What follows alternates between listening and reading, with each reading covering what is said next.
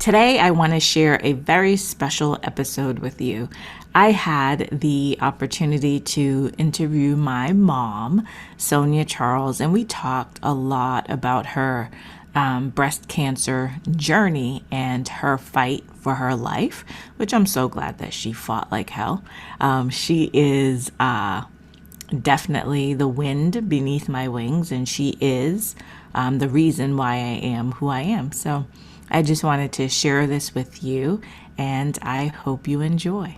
Welcome to today's show with my special guest, Sonia Charles. I'm your host, Kelly Charles Collins. I'm the CEO of HR Legally Speaking and the founder of Ladies Who Leverage, a global women's community of empowered women who leverage their expertise, resources, and relationships to build their business, brand, and badassery. I'm also a former employment law attorney who now consults, trains, and speaks on unconscious bias, bystander intervention, workplace investigations, and courageous conversations. Women can also call me their chief visionary because I help them transform their visions into reality. Today, I'm so excited to speak with Sonia Charles. So Sonia is not just my special guest. She's my mommy. She's my mom. So she is the reason that I do all that I do. And she is my biggest cheerleader and raised me to believe that I could do and be anything that I put my mind to. And I have, and I follow her direction. And as I thought about the topic of this virtual summit and getting out of your own way and what are strategies that you can do that, I thought of my mom. My mom is a retired educator, and she also was a judicial assistant right before she retired. She's also, though, and why I wanted her on this summit, she is a 20-year thriver of breast cancer. And the journey and the way that my mom gracefully kicked cancer's ass, as I call it, is why I wanted to share her with you today. Welcome, Mommy. Hi there, Kelly. How are you? I'm good. All right. Okay. So we're just going to have a conversation. And so what I wanted to start with was, so I said that you're a 20-year thriver, right? I know that's the term that you like, thriver of breast cancer. When did you learn that you had breast cancer, and what was that like? When you heard the diagnosis, what was that like for you? Okay. I've had mammograms for 20 years at the same place with possibly almost the same radiologist. And in March 2001, I went to have my mammogram as I usually do. It was a time when I had to go and take my $135 and pay for it because I had only started a job and had no health insurance. But it was something that I was not going to miss. So I took my credit card and went to do my mammogram. In all the 20 years that we have been doing this together, she would take the mammogram, she would go to her radiologist to read it, come back and say, okay, Mrs. Charles, see you next year. This particular time, she came back once, and she said, oh, we need to look at something right here. We're just going to take a few more pictures. Then she went away, and she was away for a while. She came back again, and she says, oh, let's just look at this again. Took another picture and was away, came back and said, okay, Mrs. Charles, you'll hear from me. I'll see you. And without any hesitation in my mind, I knew that something was wrong. So I went home and went about my business as usual. Finally, one day I got a certified mail letter, and I opened it, and it said, upon the recommendation of so-and-so, we think that you should see a breast surgeon. So I folded it up nicely and put it away. Because not having any health insurance, there was no way that I could face any doctor, because unlike today, pre-existing conditions were not something that you ever got any treatment for. So I put it away, And I never said anything to anybody. But I knew what it was all about. My sister, who is my caregiver, she is a person that I knew I would have to tell. But it was a difficult decision. We had just a few years before gone through 1 year of caring for her husband who passed away from pancreatic cancer. And I didn't know how I was going to lay this at her feet. So I said nothing. The Lord works in very mysterious ways. We both happen to have doctors in the same office. Not the same doctor, but the same office.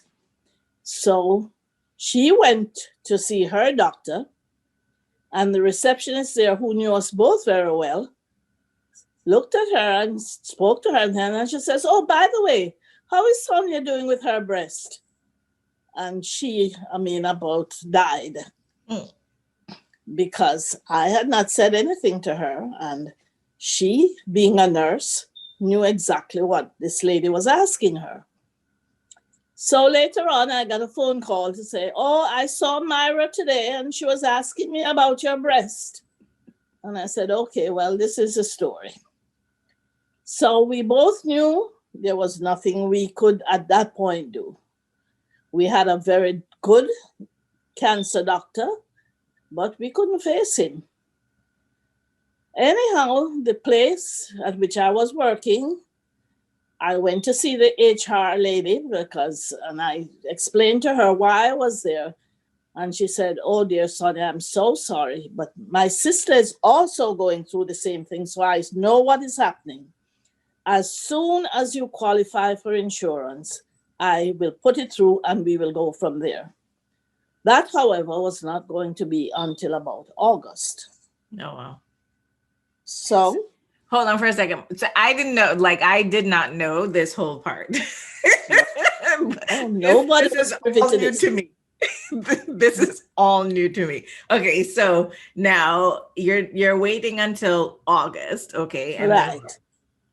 So in August, Patsy, my sister, made an appointment with Dr. Weingrad, and my other sister-in-law, Perline, who is more like a sister, she said she would accompany me.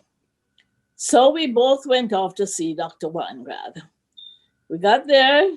I had already obtained the x-rays, which also I never opened. And I took it to him and I handed it to him. And we talked, and then we went into his examination room. And he put it up on the light, and he had an assistant there with him. And he looked at her, and he looked at it, he looked at me, and then he pointed to her, and he said, "There it is, right at 12 noon.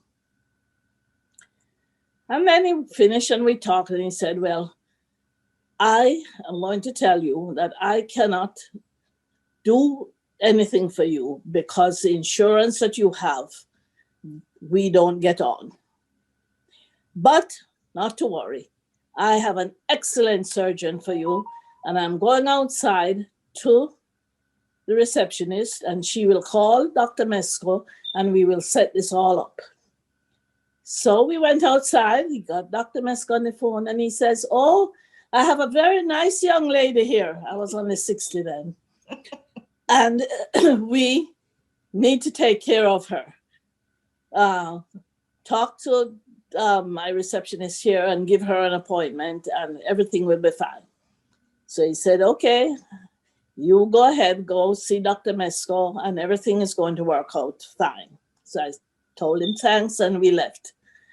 My poor sister-in-law at that point, I had to hold her up because she looked like a green lizard. She was, so distraught. Anyhow, we got over that hump.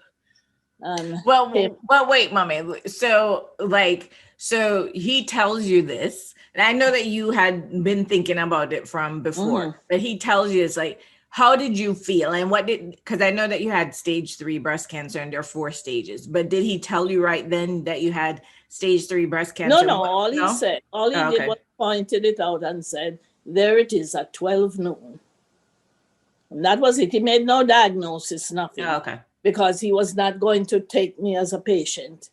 So he was going to make, Dr. Mesco would have to be the person to handle all of that.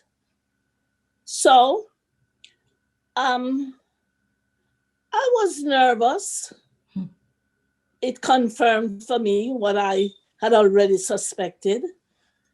And the thing is that I would now have to know, how was I going to handle this with all the various people in my life? Patsy, of course, now was settled because she already knew what was going on. Mm-hmm. Pearline was on the verge of collapse, so she knew. But now I had Lisa, my eldest daughter, who had gone off to the Virgin Islands with my two grandchildren, Daniel and Jordan, to visit with my husband, who was working in the Virgin Islands. So I had to have a story for him. And then for the beloved Kelly, who is a weeper, there would have to be a story. So anyhow, all these stories would have to wait until we saw Dr. Mesco.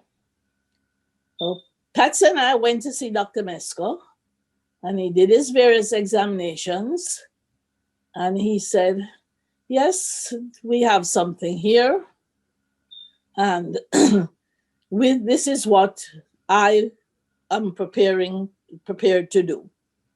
He said he would have to do some biopsies to make sure that what he was feeling would be confirmed. And then after he had the biopsies, he would know exactly what he would do. He was proposing that we would go towards a lumpectomy rather than a mastectomy because of what the research things were saying. The mastectomy had no benefit better than the lumpectomy. He explained what all that was about.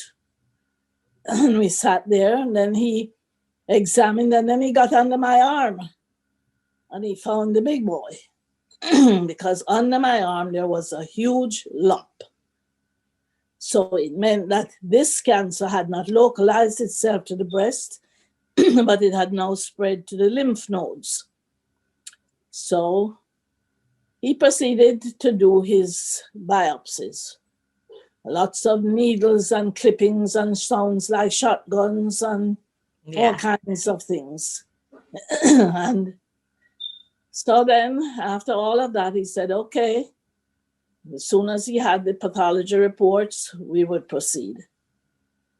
So now, I don't quite remember if I had told Kelly. I told her then that I would have an appointment.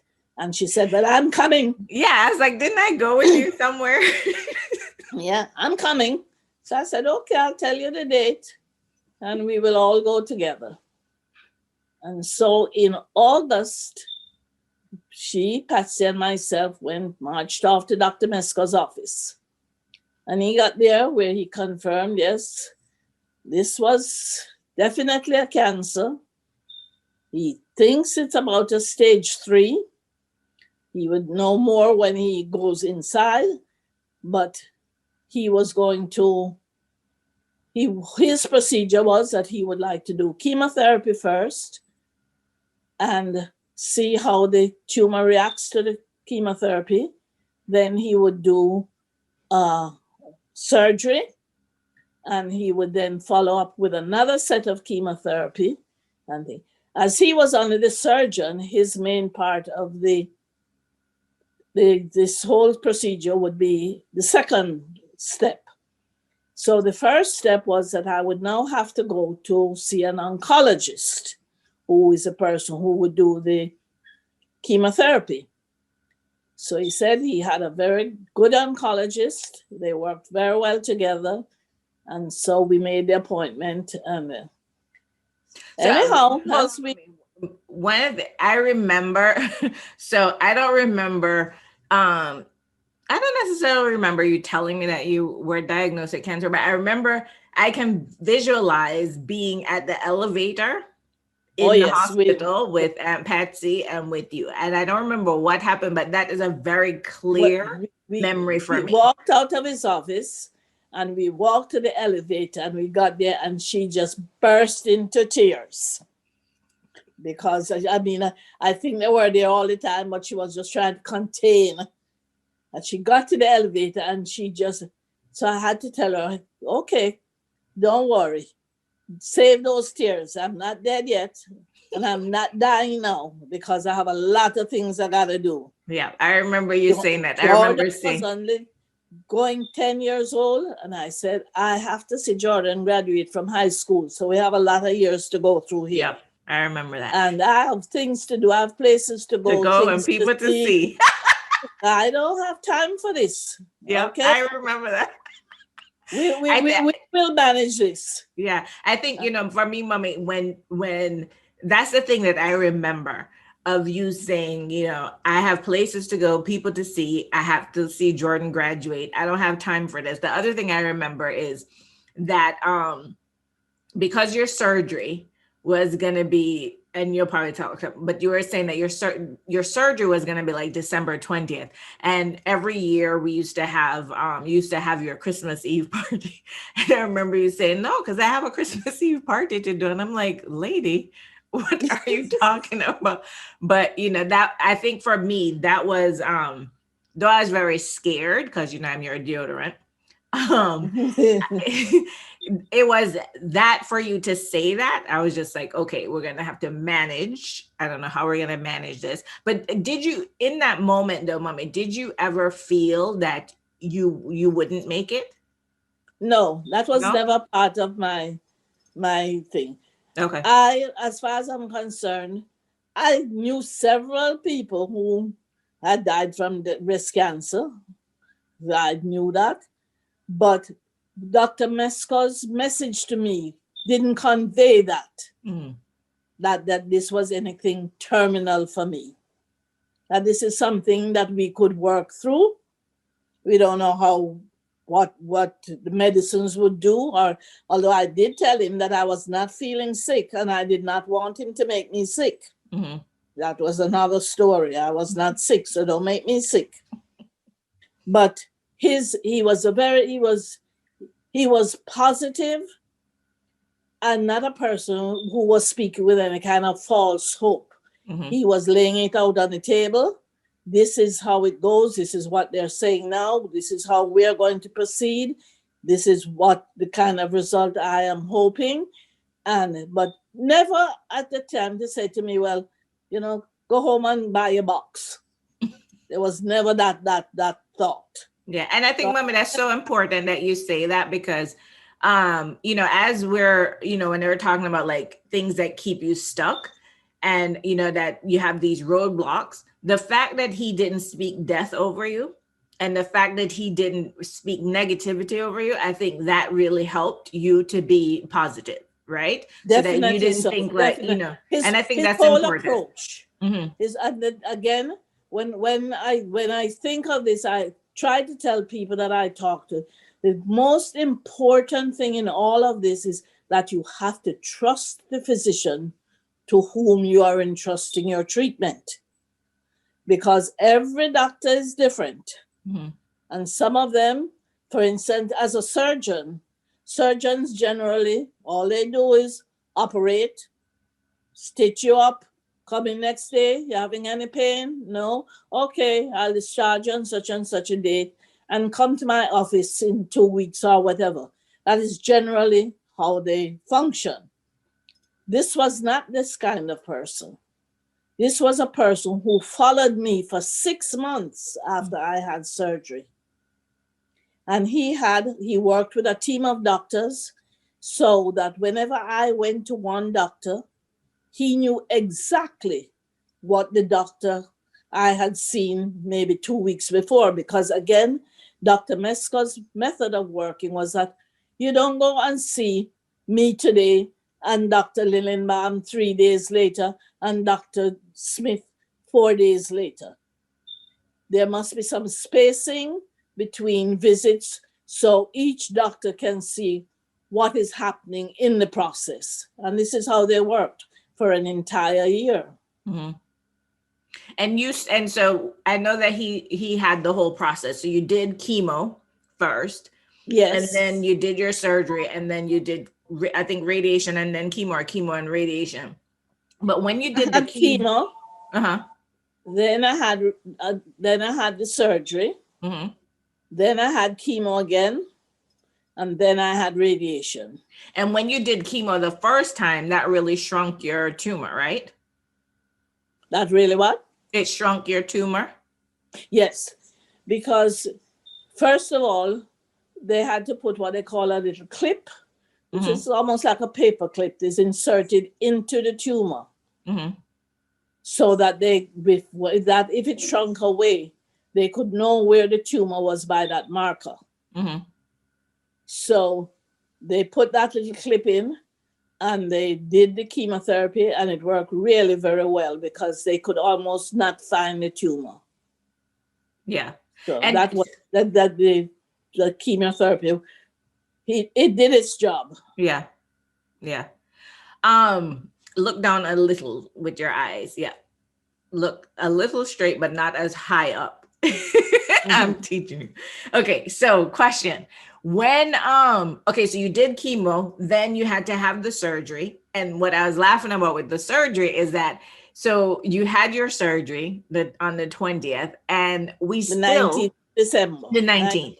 And then we still had our Christmas Eve We party. still had And our sing along, our yep, Christmas and you sing were along. dressed as Santa Claus as usual. And Well, came with your ho ho ho. before that, when in order to have the chemotherapy, I had to have a port inserted into my chest where they could, insert in the chemotherapy rather than going into my vein every time.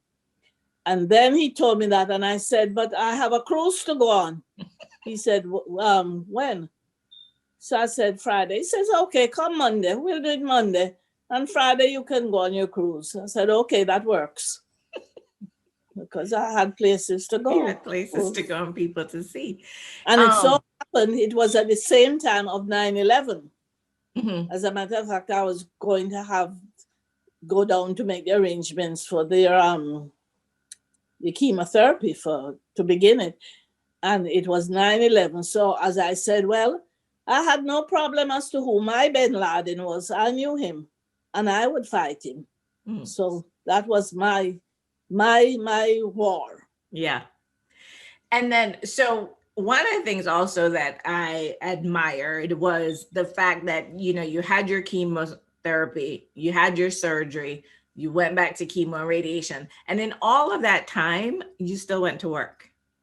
Yes, I don't think that you didn't miss too many days from work. I know you missed while you had surgery. And I think there was one day, uh-huh. one day in before the surgery, because it was, I always said that I would not go to work if I did not feel comfortable driving my car, that if I felt that I would endanger myself or anybody else. And I woke up, it was my birthday actually, the 14th of October, and I wasn't feeling so hot. I said, you know what, I'm not going anywhere today. So that was the only day I didn't go. And then the other time that I was off, I had the surgery, and I was off, I think, for 5 or 7 days after the surgery. Yeah. And that is only because, I had all the tubes and different things. So, but other than that, I went to work every day. Yeah. And I remember that. And I know that one of the things for me, I was, like you said, I'm the weeper. For your chemo, I could not stomach going to see you getting chemo. That was something that was just way beyond my capacity. And it was, Jordan, my son Jordan, your grandson Jordan, was the person who would go with you. He was a young child, 10, 11 at the time? 10. How old was Jordan at the time? 10? Yeah, and 9 or 10. And he would go with you because I couldn't even stomach that, nor could I. I remember when you started losing your hair and you were losing your eyebrows and your face was getting thin. And I just was like, who is that person? I just couldn't. And I remember I used to come to your house and stand in the driveway. Outside the wall. Yes. I wouldn't come in the house because I was just like, I don't know who this person is. I could not relate to that. But Mm-hmm. I always kept in my mind that you were saying I have things to do, and that fight. And so, as I do all the things that I do in life, I think about those words. I think about how you've told me, when you're born, your book is written. And I wrote a Oh, yes. poem about it, and saying, for you, that words matter, that words are powerful, in that when you had this diagnosis, you said that you had things to do. And so when you're talking about your book is written, your book was written so that in this life, at the age of 60, you would get cancer, but that was not going to be the end. And so I always Mm-hmm. say, I add on to what you told me about your book is written. I say feel free to edit accordingly.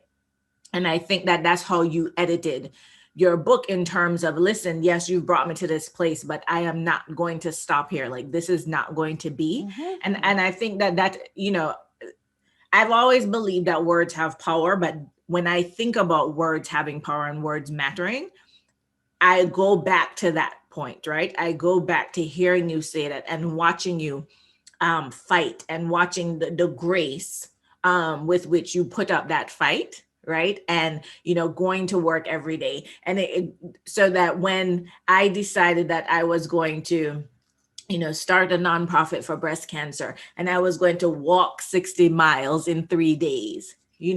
As I was walking those 60 miles in those 3 days, and I was dying. And I mean, I was in so much pain, but I remember all the things that you were doing. I watched all the people along the route, and realized that so many of these people had been fighting for their own life. And there was no reason that I couldn't finish those 60 miles. 60 And when I miles. finished, I couldn't walk, but but it was just, there was a strength and a power that I don't know that that you have instilled in me, probably do, but that was really a defining moment in my Mm-hmm. life, to know that, yeah, I really can do and be anything that I want, and that there may be bumps, and there may be all these things, but you just have to keep going.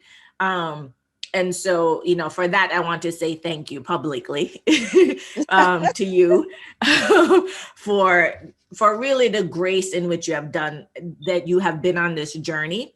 And what I want you to also talk about, though, Mommy, is how it is that you have now taken that journey and really reached out to help other people who are now on this journey, who find themselves in this position. What are the things that you talk to them about, and how is it that you have been able to put yourself in that position to be able to have these types of conversations, and not think back maybe to the fear of your own journey? Well, one of the things that I try to get people to understand is that it is not a journey that you can take by yourself. It is a journey in which you need somebody or somebodies to walk with you. You cannot, a lot of people don't like to talk about it Mm-hmm. because it still has a little stigma to it. It's not as much as in many years gone by. With, first of all, you never said the word cancer. Oh, she has a big C. Okay, Mm-hmm. that was it, the big C, and that was where it ended. You never ever said anything more. But I try to tell people that if they're more open about it and they talk to people, they will get a better insight into what is happening to them. Um, Again, I try to tell them, you have to have faith in your doctor. You must feel comfortable with the doctor, because if you don't feel comfortable with your doctor, there is no way that you're going to make any progress. There are too many doubts in your mind, and you already have a lot of them. You you have to be able to trust the doctor. You have to be able to talk to the doctor. You have to be able to know that your doctor is going to be there for you. When my sister sent me to the oncologist, she sent me with a 3-sheet legal pad of 40 questions. which I then presented to the doctor, who, I mean, was the most marvelous person. He took it, he read every question, and he answered every question. And when I was leaving from Miami to move to Orlando, and I went to see him, and I said, well, I'm not going to be here. And I was asking him if he had a doctor to recommend to me or anything. And we were talking, and he said, I want to say something. Mm-hmm. When you came to see me first, you brought that 3 sheets of paper. I remember them clearly. He says, but the question that stood out most in my mind is the last question that said, will you be there when I need you most? Aww. Will you be there for me when I need you most? And I think that is a question that every doctor has to feel, that his patient will be able to talk to him whenever you had the greatest need. Yeah. We have a friend at the moment who is having that kind of problem. The doctor told her right outright, I'm too busy, I can't talk to you. Oh, wow. Okay? I don't need that doctor. I wouldn't need that doctor. So these are the kinds of things I try to tell people to listen out for. I try to tell people, don't go to the doctor by yourself. You cannot absorb all that he's saying. You don't want to absorb what he's saying. So your ears close up. You hear some of it and you say, oh, really? But that's you don't hear what you ought to hear. Yeah. And I always think of the commercial that they had on the TV. I think it was about 2 years ago.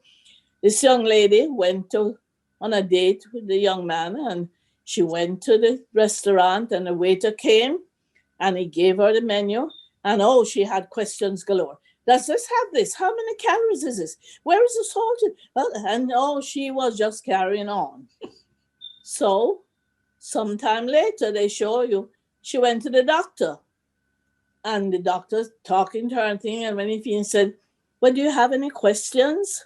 And closed lips, had nothing to say. And so you hear nothing. And if you don't ask questions, you don't know. Yeah. Another thing I tell them, keep a little book.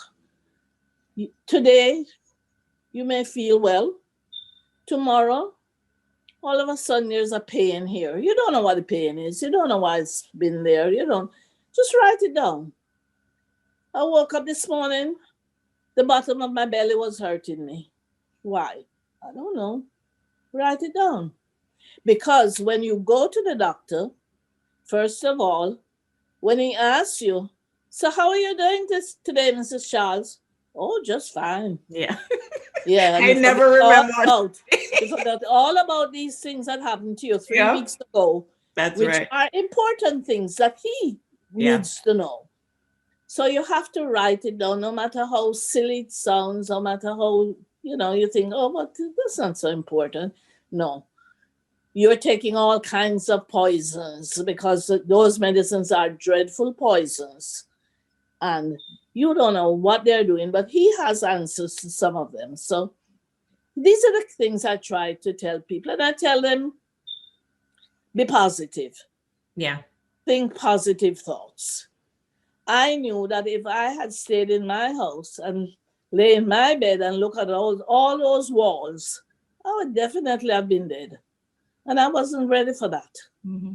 So I had to get my mind in a different mindset. This wasn't anything that was going to stop me from doing what I wanted to do. And so, positive, you have to persevere. Mm-hmm. Chemotherapy is not an easy thing.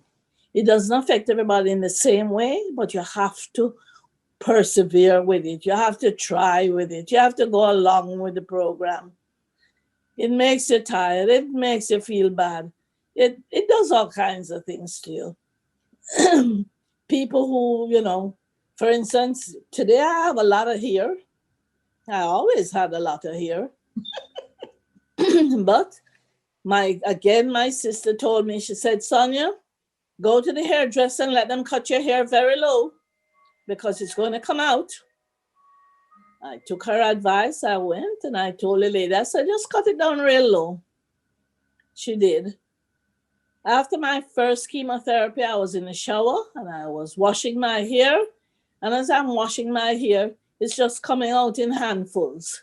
I said, oh, you're ready to go? Let's go, baby. And I just washed and scrubbed and things till it all came out almost. And that was it. That was the end of hair. And I never had a wig. The only thing I had a little scarf because when you went to work on the air conditioner, it would blow in your temple. It would get cold. I would cover that, but no wig. I had no time for that. You didn't have time for a lot of things. No, Kelly, I was dead. I mean, as far as I was 60 years old, I was a young woman. I was just beginning my life, looking ready now to really hit the road, Jack.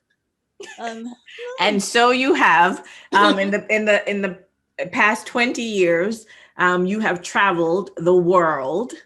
Yes. I don't know that there's many places that you have not been with Aunt Patsy and Aunt Pearline, the silver foxes, as we call you all. I think for you too, Auntie Kay, who unfortunately has left us, but I think having all of them was also a very important part of it. And then, you were talking about the 3 pages because we're coming towards the end of the interview, but you were talking about those 3 pages of questions, but they weren't just 3 pages of questions. Those 3 pages of questions turned into something. So tell us what that turned into. It turned into a book written by my sister. And that book is called The Little Pink Purse of Courage. And in that book, she again put out all those questions. And this book is full of questions. They're all here. This is the older version. There's a smaller version of it now, which actually fits into the little pink purse. But everything is in this book. And it is all and it's just questions like, when do you know that the chemotherapy is or is not working? How do you know it is not working? And, just questions that need to be asked, but you probably would not think of. Right? Questions that wouldn't come. Again, I think another important thing is for people to know about breast cancer. When people say you have breast cancer, that's a big, wide range of things. Mm-hmm. Breast cancer is not one thing. There are several types of breast cancer.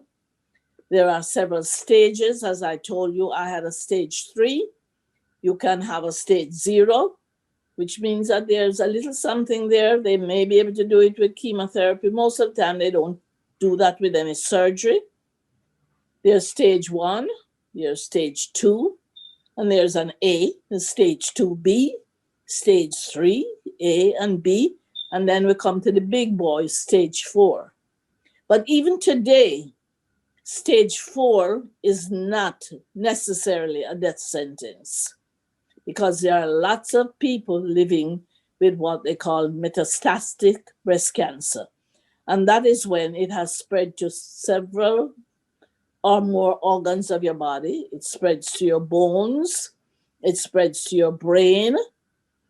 It works its way into many various areas of your body. But as I said, there are hundreds and hundreds of women and men living with that today because they have so much advanced medicine to work on it. Yeah. But you have to, the doctor, people don't know this. You need to ask him, what stage am I? If he doesn't tell you, what kind of breast cancer do I have? Is it an aggressive breast cancer? Is it a slow growing breast cancer? There is intraductal, there is ductal, there is I forget Patsy would know the name now, I forget, but It's all right. there's several types of breast cancer. You don't just have breast cancer. Yeah. And these are things because each one is treated differently. Most of them are treated with the two most dreadful ones, cytoxin and adriamycin.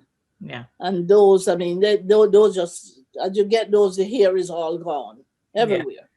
So, mommy, before we wrap up, so one of the things that you have not had any type of resurgence, you have not had any type of recurrence, but you do reoccurrence, but you do have, there is a lasting impact that you have from having had to have your lymph nodes removed. So what, Again, you have let me lymphedema? just touch on that a little, Kelly. Mhm. Again, it had spread to the lymph nodes under my left arm.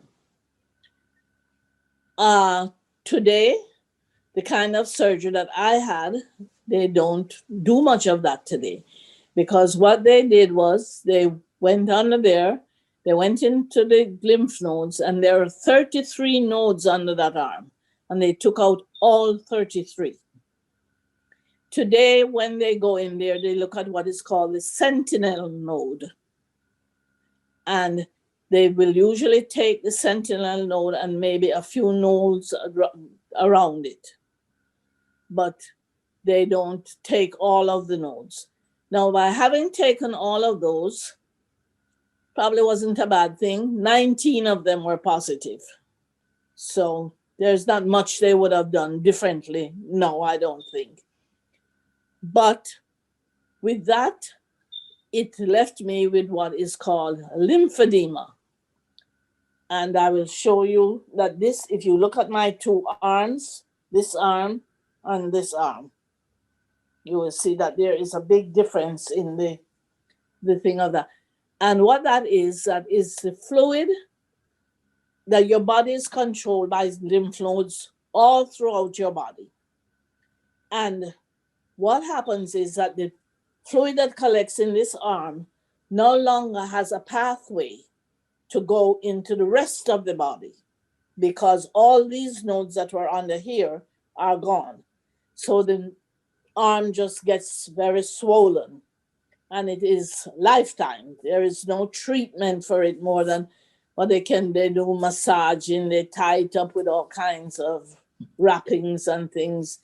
I have a compression machine that I use.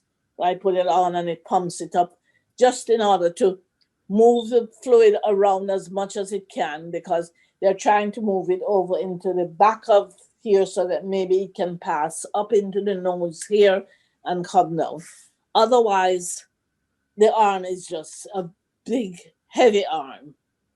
I am very fortunate in that I have never really had any problem in the arm. A lot of people get, sores on their arm or it swells up to such a point that they have to go to the hospital.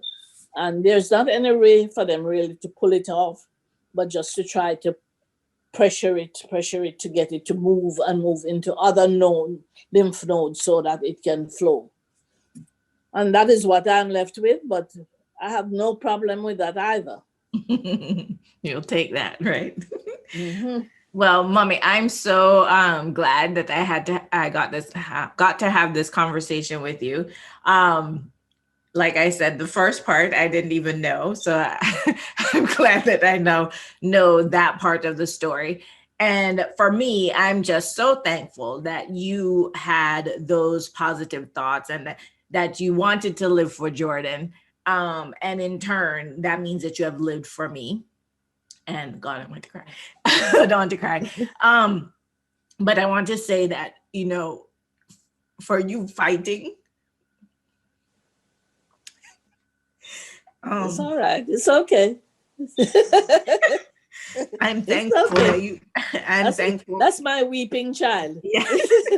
No, I'm thankful that you fought, and I'm thankful that you've been here for these 20 years to see all the things that I've been able to accomplish, and that I continue to accomplish every day. And just thank you for breathing life into me. Thank you for making me really understand that I can be and can do anything that I put my mind to. Oh, So yeah. for that, me and my crying self, I love you to the ends of Love the you earth. too, baby. And will always be your dear on earth, even though I drape you up sometimes. Can't change that. Can't change that. But thank you for being a part of this summit. I'm so glad that the world will get to meet you. So many other people will get to meet you and understand your journey and to be able to use your journey as Yeah. a positive uplift, not just if they have breast cancer or any other disease, but also to just know that no matter what life throws at you, to keep positive thoughts, to really keep moving, and to just get out of your own way. So for that, And mommy, as I thank you. said, the thing is that you have to keep people around you. You cannot do it by yourself.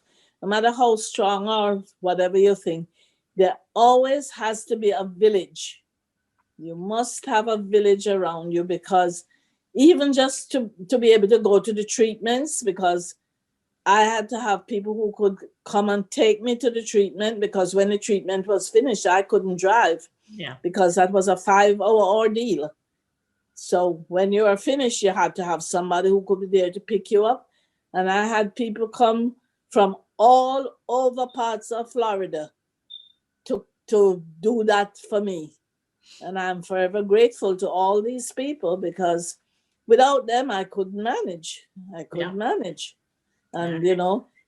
poor Kelly would come, stand by the wall looking, but not coming any further. So it All wasn't right. Well, easy. Even to today, I don't cut my hair very low, yes. because I know if I cut it very low, it brings back too many memories for her. Yes. So It's a trigger. it's a bit long now, but I don't cut it as low as it would have been. And I must tell you, ladies, that at one time I was even blonde, because when it started growing back, I was a full blonde. But as I Ah, said, boy. there is life after diagnosis, and you have to decide what you want to do, Yes. what is going to be your pathway. Sometimes it's not always easy, it doesn't always work out, because I had even my doctor's nurse, my PCP doctor. I went one day and I saw her and I said to her, Brenda, your hair looks so nice. She said, Oh, Mrs. Charles, it's a wig. I'm going through exactly what you're going through. And I said, Oh dear, I'm sorry to hear that. And unfortunately, she didn't make it. She died and left a 16-year-old daughter. Yeah. So I am very blessed to Yes. have had 20 years. And whatever comes from here on is, as they say in Jamaica, brata, extra special blessings. That's right. And I thank all of you for being part of this. And if you know anyone who is going through that, just stay with them and give them positive thoughts. That's all they need. Yeah. All they need is positive thoughts. And the Little Pink Purse of Courage is available on Amazon. Yes, it So is. make Again, sure the that little if you pink know purse of anyone, courage. yeah, The short of it is about half this size, the book, in length. It's a little bit thicker, but everything is there, and she even extended some of the questioning, yeah, because from the what we got. And this book was written and dedicated to my oncologist, Dr. Limbaum, and he cried the day we gave him this book. All right, mommy. Well, time to go now. Okay, yes. Oh, yes, you all keep smiling, honey. That's what life is all about. It says there's a whole mile between smiles. Between the first S and the last S is a whole mile. That's So just right. keep smiling. All right. Well, I love you. Talk to you soon. I'll see you soon. Okay, Well, I have to bye-bye. stay Thank awake you for because of asking me, COVID. Kelly. Huh? Thank you for having me. Oh, absolutely. Absolutely. Love you. Bye. Bye-bye. Love you too. Bye-bye.